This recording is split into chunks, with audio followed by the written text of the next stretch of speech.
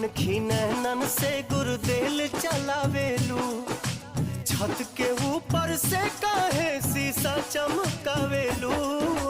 रही रही के मोबाइल से मिस कॉल पेठावेलू, खिड़की पर खड़ा होके तू किस उड़ावेलू।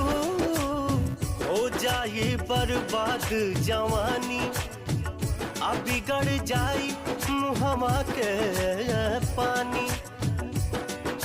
छोड़ के घरवा के जेल खाना, सुना हो, छोड़ के घरवा के जेल खाना, तनी बहरों के हवा लिहल करा, लिहल करा, अरे लिहल करा।